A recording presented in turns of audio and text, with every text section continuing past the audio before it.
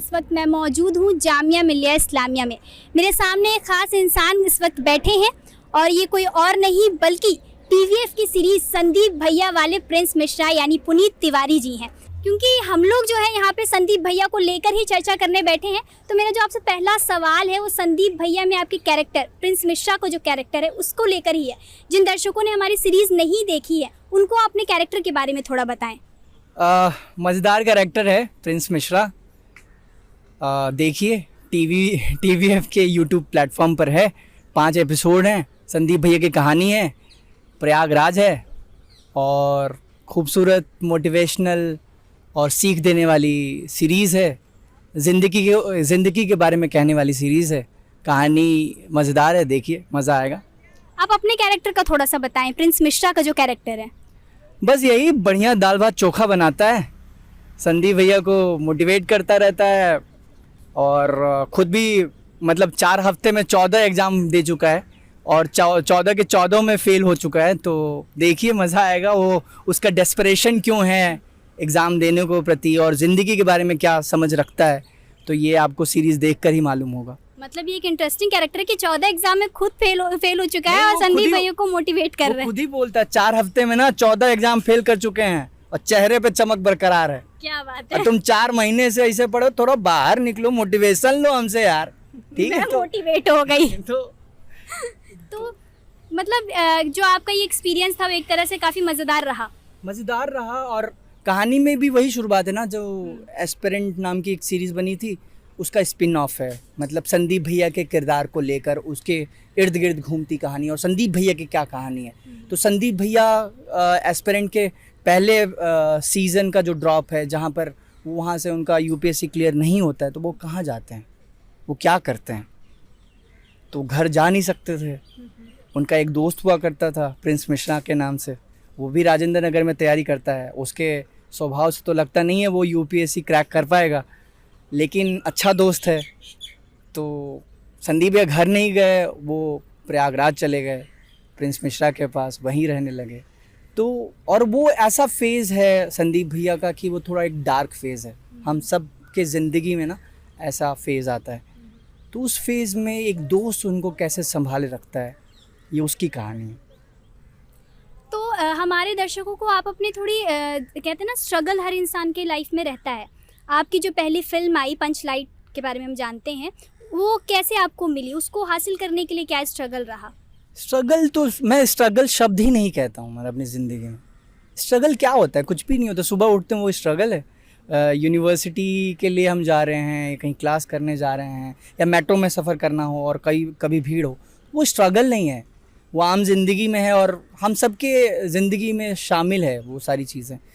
तो स्ट्रगल नहीं, लेकिन आप ज़िंदगी में कुछ करना चाहते हैं, जो आपके सपने हैं, जो ख्वाब देखते हैं, जो जिसे पूरे करने की कोशिश करते हैं आप। तो बस वैसे ही मैं यहाँ दिल्ली में थिएटर करता था। बहरूप आर्ट्स ग्रुप एक थिएटर ग्रुप है जेएनयू में। मैं यहाँ टीवी पत्रकारिता की पढ़ाई करता था जामिया मिलिया इस्लामिया से, फिर शाम को जाता था वहाँ थिएटर करता था। तो थिएटर करते करते एक वक्त आया कि मैं MP school of drama Bhopal चला गया, वहाँ से थिएटर की ट्रेनिंग ली, क्योंकि तब ऐसा लग गया था कि मुझे थिएटर की सीरियस ट्रेनिंग लेनी चाहिए। तो वहाँ ट्रेनिंग के बाद फिर दिल्ली में थिएटर कर रहा था। तो उस दौरान एक कलकत्ता और झारखंड के एक फिल्म मेकर हैं, तो वो पंचलाइट नाम की एक फ़िल्म बना रहे थे, जो फनीशुनाथ रेणु की कहानी के आधार पर उन्होंने फ़िल्म बनाई। तो वो मुझे मौका मिला, वो भी इत्तेफाक से ही। कई बार ना ज़िंदगी में कई सारे इत्तेफाक होते हैं, पॉजिटिव। हाँ, वो पॉजिटिव कि कुछ संजोग ऐसे बन जाते हैं और उसकी वजह से कुछ और मिल जाता है आपको ज़िंदगी में। तो उसमें भी ऐसी कोई कहानी थी, कोई एक बहुत बड़ा एक्टर किसी वजह से उस फिल्म को नहीं किए, फिर डायरेक्टर ने मुझ पर भरोसा किया कि नहीं अब तुम कर सकते हो किरदार। उन्होंने भरोसा दिया और थिएटर तो किया था, हालांकि सिनेमा की समझ नहीं थी उतनी, तो बैक किया। कितने लोग मजबूती से आपका हाथ थामे रखते हैं, उस थामने में भी बहुत बड़ी बात होती है ना, जब आपको पॉजिटिव रह के कुछ करने की प्रेरणा देते हैं। तो वो हो गया, भरोसे की वजह से हो गया। अभी आपने जामिया मिलिया इस्लामिया का नाम लिया, आपने यहाँ से पीजी डिप्लोमा किया है और अभी हम जामिया में ही मौजूद हैं। कैसा लग रहा है आपको वापस ही अपनी सरजमी एक तरह से कह सकते हैं यहाँ आकर? मतलब तकरीबन 9 साल के बाद वापस जामिया आया हूँ। कुछ चीज़ें बदली हैं, कुछ चीज़ें बिल्कुल वैसी की वैसी हैं, कुछ यादें हैं, बस उसे जी रहा हूँ और क्या। कोई एक ऐसी याद जामिया की जो शेयर करना चाहें? बस यही क्लासेस के बाद यहाँ कैंटीन में कुछ थाली वाली होती थी यहाँ पर, तो वो अच्छा। थाली खाया करता था। फिर यहाँ कुछ नुक्कड़ नाटक हमने किए हैं, मतलब उसकी तैयारी, कुछ किसान आंदोलन पे कुछ वैसा कुछ तैयारी करता था। और तमाम कैंपस ही काफ़ी खूबसूरत है। कौन सा कोर्स किया आपने जामिया से? टीवी पत्रकारिता की पढ़ाई की है हिंदी डिपार्टमेंट से, PG diploma in TV journalism. TV journalism करके आप जर्नलिस्ट नहीं बनकर एक्टर बन गए, ऐसा कैसे? मतलब दिलचस्प कहानी है, क्योंकि अब दिल्ली में हूँ और सिर्फ थिएटर या एक्टिंग करना चाहता हूँ, ये किसी भी पेरेंट्स को मंजूर नहीं होगा ना। तो मैंने कहा कि भाई मैं जर्नलिज्म करना चाहता हूँ। उन्होंने कहा ठीक है कर लो। कोर्स ख़त्म हो गया। इसके बाद पिताजी ने कहा कि अब बताओ अब क्या करोगे। मैंने कहा थिएटर करूँगा। पापा का ये कहना था कि तुम अब कोर्स ख़त्म कर लिया हो तो कहीं किसी चैनल को ज्वाइन कर लो। तो मैंने कहा कि पापा मैं थिएटर करना चाहता हूँ, क्योंकि अगर मैं किसी चैनल में काम करूँगा तो मैं शाम में थिएटर नहीं कर पाऊँगा। तो उन्होंने कहा कि ये तो सही नहीं है, तुम नौकरी करने वाले थे। मैंने कहा पापा थिएटर जो कर रहा हूँ ना वो भी मीडिया है। तो वो गुस्सा कर गए एक तरीके से। उन्होंने कहा कि थिएटर मीडिया है, तुम मुझे बेवकूफ़ समझते हो, ठीक है। तो फिर हालांकि हमारी बातचीत बंद हो गई। पापा से? हाँ, पापा से, पिताजी से बातचीत बंद हो गई। और पिताजी ने कहा मम्मी को कि तुम ही समझाओ अब क्या करेगा, मुझे नहीं पता है। तुम्ही ने सर पे चढ़ाया अब है। क्या एक्चुअली क्या होता है ना कि मिडिल क्लास पेरेंट्स में हाँ। लोग भी पूछते हैं ना, अच्छा अब क्या कोर्स कर रहा है। तो उनका हाँ ये कोर्स कर रहा है, इसके बाद ये हो जाएगा। मतलब एकदम इंस्टेंट एक आउटकम देखते हैं ना कि ये कोर्स के बाद ये हो जाएगा, इसके बाद ये नौकरी करेगा। वो उनको साफ दिखता है एक मंजर की। तो उन्होंने सबको कह दिया था कि अब ये जर्नलिज्म की पढ़ाई कर रहा है तो अब चाहे किसी टीवी चैनल में माइक लेके या फिर एंकरिंग कर रहा होगा। अब वो पूछेंगे कि भाई कोर्स तो ख़त्म हो गया, अब क्या कर रहा है, तो वो क्या कहेंगे। तो उनके पास अब वो क्या जवाब देंगे। तो वही जवाब की वजह से थोड़ा उनका गुस्सा तो हालांकि फिर बातचीत बंद हो गई। तो उस दौरान ना एक टीवी चैनल हुआ करता था, अंजन टीवी। तो वो प्री इलेक्शन 2014 के पहले की बात है। वो कुछ पॉलिटिकल सटायर के ऊपर ना कुछ ऐसे प्रोग्राम्स ला रहे थे। तो और कहते हैं ना कि एक्टिंग स्टार्ट्स विथ इमिटेशन। तो उन दिनों मेरी दिलचस्पी होती थी कि मैं किसी को इमिटेट करूं। अरविंद केजरीवाल को इमिटेट किया करता था। और ये उसी समय की बात है जब जीतू भैया, हमारे जीतू भैया जो टीवी वाले हैं, वो अरविंद केजरीवाल की मिमिक्री करते थे। तो मैं अरविंद केजरीवाल की मिमिक्री किया करता था और तमाम नेताओं की मिमिक्री किया करता था। तो मैंने कुछ 25 एपिसोड किए उस दौरान। और वो जो है ना टीवी, जो अंजन टीवी है हमारे घर पे भी, वो उसको लोग देखे। और 16वें एपिसोड में पिताजी ना टीवी पर देखकर थोड़ा इमोशनल हो गए। तो मेरी माँ ने फ़ोन लगा दिया कि देखो ये इमोशनल हो गए हैं। तो मतलब इसके बाद फिर बातचीत होने लगी हमारी। तो मतलब टीवी पे आना भी बड़ी बात थी ना उस वक्त। 2013 की बात है, 2013-14। फिर MP school of drama Bhopal, वहाँ पे Madhya Pradesh school of drama, वहाँ चला गया। वहाँ से थिएटर की ट्रेनिंग ली। फिर दिल्ली आके थिएटर कर रहा था। फिर अचानक से पंचलाइट मिली। फिर सोनी नाम की एक नेटफ्लिक्स पे एक फ़िल्म है, उसमें बहुत छोटा सा पार्ट किया। फिर थिएटर के साथ साथ मुझे लगा कि अब कुछ करो इस शहर से, बम्बई चलते हैं। क्योंकि हो गया जितना दिल्ली से कर रहा था, सीखने को जितना कुछ मिलना था मिल गया, अब रिपीट ही कर रहा हूँ। तो फिर अब पर्दे पे उतरने का वक्त है। पर्दे पे मतलब सिनेमा करने की ख्वाहिश है और कहानियों का पार्ट बनने का उस समय भी कोशिश तो था ही। लेकिन थिएटर भी कर रहा था, थिएटर अभी भी कर रहा हूँ। थिएटर तो मतलब थिएटर तो वो ज़मीन है ना जहाँ से आपको कहीं आपके अंदर कुछ खोखलापन महसूस हो रहा है, तो वहाँ चले जाइए, सीखने को बहुत कुछ मिलेगा थिएटर से। तो थिएटर तो छूट नहीं सकेगा, मतलब हमेशा करता रहूँ। क्योंकि आप अभी फिल्मों में भी काम कर रहे हैं। एक जो एक्टर होता है, कलाकार होता है, उसकी ख्वाहिश होती है कि वो किसी एक खास डायरेक्टर के साथ काम करे, या कोई उसका एक आइडियल होता है एक्टर जिसके साथ वो काम करना चाहता है। तो क्या आपका कोई ऐसा आइडियल है? मैं नसीर साहब के साथ काम करना चाहूँगा। नसीरुद्दीन शाह। और कोई डायरेक्टर स्पेशल ऐसा? डायरेक्टर में अगर पहली पसंद है तो राजकुमार राजकुमार हिरानी। जिन्होंने 3 इडियट बनाई थी। और मुझे अभी भी याद है कि 12वीं पास किया था और उस फिल्म का इतना इन्फ्लुएंस था ना मेरी ज़िंदगी में, give me some sunshine, give me some rest. तो मैं उनके साथ काम करना चाहूँगा, अनुराग कश्यप के साथ काम करना चाहूँगा, विक्रमादित्य मोटवानी के साथ काम करना चाहूँगा, संजय लीला भंसाली के साथ काम करना चाहूँगा। तो ऐसे डायरेक्टर के साथ, और बहुत अच्छे स्टोरी टेलर्स भी हैं ना हमारे बीच में, कितनी अच्छी अच्छी कहानियाँ हैं और अच्छे शोज़ बन रहे, तो उन किरदारों का हिस्सा बनना चाहूँगा, उस कहानी का हिस्सा बनना चाहूँगा। आप बिहार से हैं, आरा से, तो आपने मतलब कभी जो है भोजपुरी फिल्म इंडस्ट्री में ट्राई नहीं किया, या कभी वहाँ जाने की ख्वाहिश? मैं ऐसी कोई ख्वाहिश की बात नहीं है, भोजपुरी से मुझे ऐसा कोई मतलब स्नेह तो है क्योंकि वो मातृभाषा है, लेकिन कहानी के लेवल पे अगर कोई अच्छी कहानी होगी भोजपुरी में बिल्कुल करूँगा। कोई ऐसा स्टार भोजपुरी में जिसको आप फॉलो करते हो, पसंद करते हो?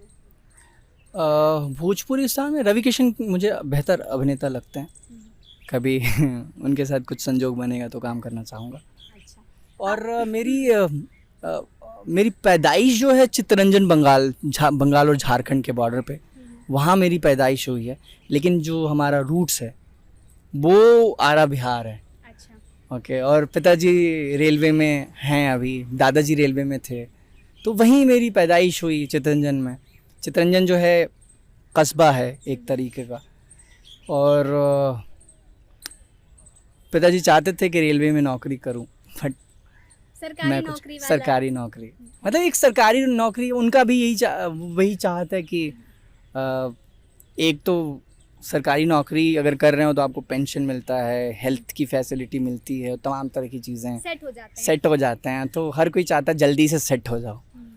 ठीक है। और सेट होने की उम्मीद में कितने लोग कितना कुछ करते हैं। मतलब आपने भी काफ़ी इंडिया का एरिया कवर कर लिया, बिहार, झारखंड, बंगाल, मध्य प्रदेश, हरियाणा, दिल्ली, भोपाल, मुंबई, मतलब काफ़ी कुछ कवर कर लिया अभी आपने। और एक एक्टर को देखें तो एक्टर थोड़ा सा उनका रेंज तभी बढ़ता है जब वो घूमता है, फिरता है, ट्रैवल करता है, अलग अलग कल्चर को समझता है, अलग अलग भाषाओं पे पकड़ रखता है। तो बतौर एक्टर यही तो तैयारी है।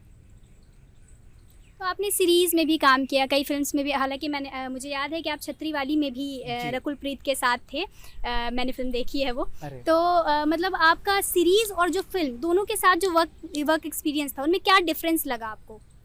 वो टीम जो है ना डिफ़र करता है। मतलब जब आप बहुत अहम पार्ट करते हैं ना किसी फिल्म सीरीज़ में, तो आपको ज़्यादा अहमियत दी जाती है। और कहीं अगर मान लीजिए आपका पार्ट थोड़ा छोटा है, तो थोड़ा सा कुछ अलग तरीके को आपको ट्रीट किया जाता है। हालांकि वो पार्ट है अलग अलग तरीके से, तो हाँ, रोल तो बड़ा था, लेकिन एडिट टेबल पे वो थोड़ा सा कट गया, क्योंकि उसी तरह की एक फिल्म और आ चुकी थी, जनहित में जारी। अच्छा। तो उसमें भी वैसी वुमेन कॉन्डोम टेस्टर की कहानी थी, तो फिल्म का से कुछ डिफरेंट, शायद वो फिल्म के बेहतरी के लिए बेहतर था। तो दैट्स ओके, फाइन, मैं अपनी जर्नी जी रहा हूँ। तो अभी मतलब अगर अब तक का जो आपका एक्सपीरियंस रहा है, चाहे वो सीरीज़ का रहा हो, चाहे वो थिएटर का रहा हो, चाहे वो फिल्म्स का रहा हो, कोई ऐसा किस्सा जो मतलब आपकी ज़िंदगी के लिए यादगार बन गया हो, कोई ऐसी घटना हुई हो जो हमारे दर्शकों के साथ शेयर करना चाहें? ऐसा किस्सा नहीं, अभी हाल में ना छतरी वाली के जो डायरेक्टर हैं तेजस सर, उनके साथ एक फ़िल्म की है, और फिल्म के लीड में इमरान हाशमी है। अरे वाह। और इमरान हाशमी बचपन के हीरो रहे हैं। मतलब जब मैं 2007 में स्कूल जब पास किया था, मतलब 11th में था, तो उनके गाने, उनके फिल्मों के गाने, हिमेश रेशमिया के गाने, मतलब उस सर चढ़कर बोला करता था। तो सेट पे इमरान हाशमी सर से मुलाकात हुई, और सेल्फी लेने के दौरान मैंने उनसे कह दिया कि सर एक बात कहना चाहता हूँ। तो काफ़ी मतलब इनोसेंट से हैं, और देखते हैं बहुत प्लेजेंट फेस है उनका, और सबको देख के मुस्कुराते हैं। तो उन्होंने एक बात कही, मैंने उनसे कहा कि सर आपकी फिल्मों ने ना जवान किया है हमें। तो थोड़ा ब्लश करके बोले कि तुम लोगों को जवान करते करते ना मैं बुढ़ा हो गया। तो मतलब एक बचपन का हीरो है, और उसके साथ स्क्रीन शेयर करना मतलब खुशी की बात है। एक्साइटेड हैं आप? एक्साइटेड फिल्म को हूँ, लेकर? फिल्म को लेके एक्साइटेड हूँ। और सबसे बड़ी बात है कि एक बचपन के एक हीरो जिसको देखते थे, एक हीरो एक फिगर है ना हाँ बिल्कुल। हमारे। और दिलचस्प और हीरोइज्म इसलिए भी था क्योंकि हमारा जो स्कूल था ना वो बॉयज़ स्कूल था, कोई एजुकेशन नहीं था। अच्छा। तो हम लड़कों में जिज्ञासाएं होती है ना दूसरों के लिए, तो उसी वजह से इमरान हाशमी फेवरेट थे। और वो दौर भी था, हर कोई पसंद कर रहा था इमरान हाशमी को। तो अभी वापस संदीप भैया पे लौटते हैं। संदीप भैया से रिलेटेड मेरा एक क्वेश्चन ये है आपसे कि जैसे आप एक काफ़ी सपोर्टिव रोल में हैं संदीप भैया के मोटिवेटर है, अभी आपने खुद बताया कि आप उनको प्रेरित करते रहे हैं, दाल भात चोखा खिलाते रहे हैं और दो पैक भी अच्छा। तो इस तरह का कोई रूममेट आपकी ज़िंदगी में कभी रहा जिसने आपको उस तरह से सपोर्ट किया हो? हाँ बिल्कुल, मतलब ऐसे कई सारे ऐसे दोस्त हैं जिन्होंने बहुत कुछ किया है मेरे लिए। होता है ना कि आप अपनी ज़िंदगी में ना हमेशा डेबिट क्रेडिट देखते रहते हैं, कुछ ऐसे दोस्त बनाइए। और हर किसी को बनाना चाहिए ना जहाँ डेबिट क्रेडिट ना देखना पड़े, जहाँ ये ना सोचना पड़े कि कितना डेबिट हुआ कितना क्रेडिट हुआ, कुछ जहाँ दिमाग ना लगाना पड़े। तो ऐसे दोस्त रहे हैं, हमेशा साथ रहे हैं। कभी भी कोई मुसीबत हो तो उन्हें कहने की ज़रूरत नहीं है, उन तक ये बात पहुंच जाती है कि हाँ ये पुनीत कोई इस चीज़ की ज़रूरत है, और बिना कहे ही वो साथ खड़े रहें हमेशा। मतलब आप एक अच्छे एक्टर के साथ साथ एक अच्छे दोस्त भी हैं, क्योंकि दोस्त उन्हीं के अच्छे होते हैं जो किसी का अच्छा दोस्त मुझे होता लगता है कि मैं बहुत भाग्यशाली हूँ इस मामले में। अच्छा।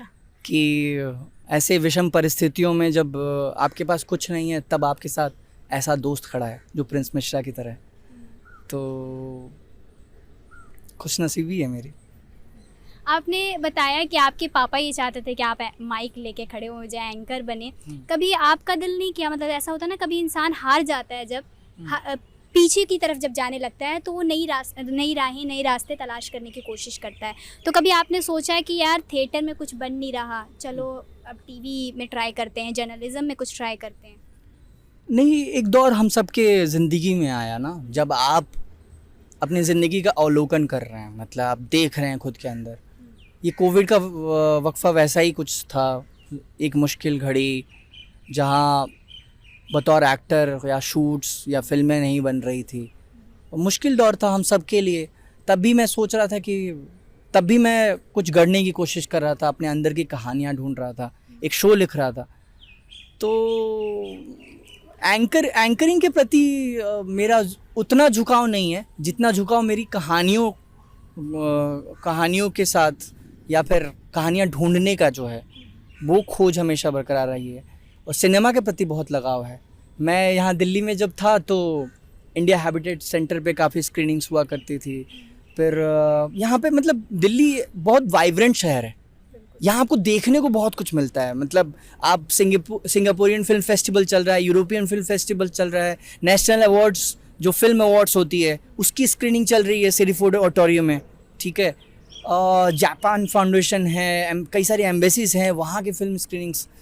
तो अगर देखना चाहें और सिनेमा से आपको बहुत दिल लगी है तो ये बहुत अच्छा शहर है। मतलब मुंबई में कम देखना होगा, मुझे लगता है दिल्ली में काफ़ी कुछ है देखने को, वो भी आपको बिल्कुल कुछ पैसे नहीं देने पड़ते, एक्सप्लोर कर सकते हैं। तो शायद इस शहर में रहते हुए वो एक्सप्लोरर मन पैदा हुआ मेरा, कि एक चाहत है कि एक्सप्लोर करें, खूब देखें, खूब पढ़ें।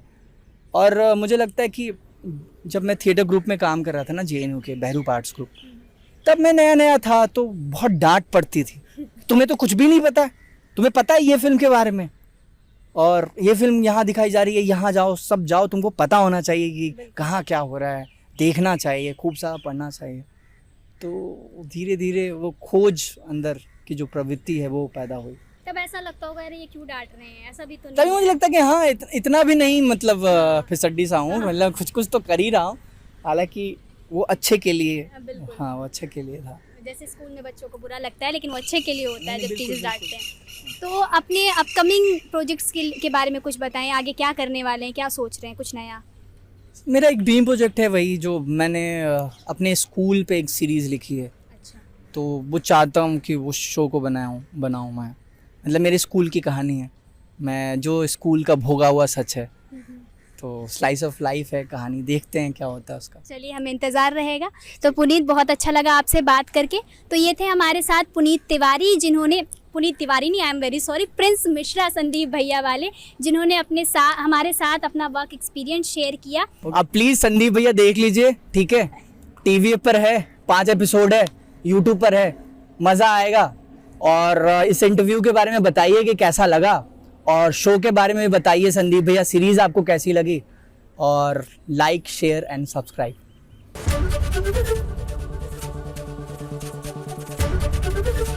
एबीपी गंगा, खबर आपकी, जुबान आपकी।